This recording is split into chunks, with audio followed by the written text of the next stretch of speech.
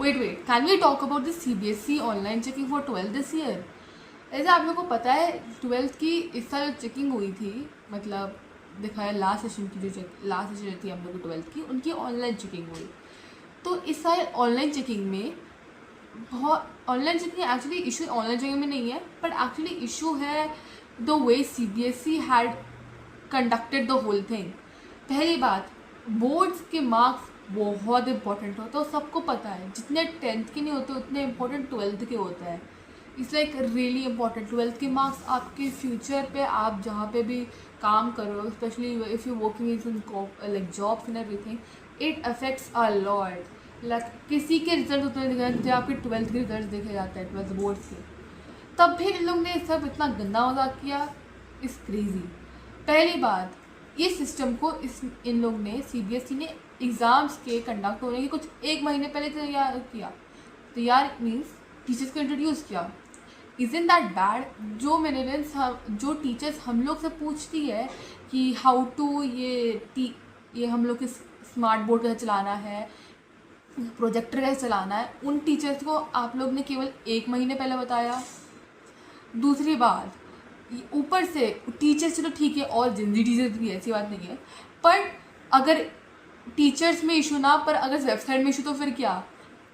बहुत टीचर्स ने कंप्लेन की कि वेबसाइट बहुत बार क्रैश आउट कर रहा था जब वो प्रैक्टिस करते एक महीना।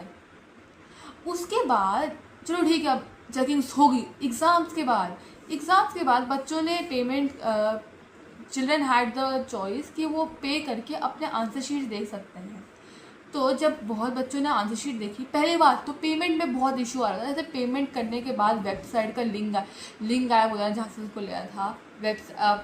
ट्रांजिशन होने के बाद भी आपका बोलना कि घर का बोलना कि ट्रांजिशन नहीं हुआ है, बहुत झोलमाल। उसके ऊपर से जब उनको आंसर शीट मिली भी, बहुत सारे बच्चों ने कंप्लेन किया कि वो आंसर शीट उनकी थी ही नहीं। पहली बात, या तो आंसर शीट थी तो वो बहुत ब्लरी थी, यू कुड बेयरली रीड एनीथिंग, कुछ भी रीडेबल नहीं था उसमें, कुछ भी रीडेबल नहीं था। It was all blurry. उसके वजह से नंबर बहुत इफेक्ट हुआ है। और बहुत सारे बच्चों ने तो बोला कि वो उनकी आंसर शीट ही नहीं थी, मतलब वो उनकी हैंड राइटिंग ही नहीं थी, मतलब जो उनने लिखा वो उनका था ही नहीं। सो isn't that, I request CBSE, please be bit mindful when you introducing anything. पहले तो तुम्हारे वेबसाइट में इशू, तुमने टीचर्स को भी एक महीने पहले बताया, और फिर स्कैनिंग में भी इतना बड़ा झोल माल।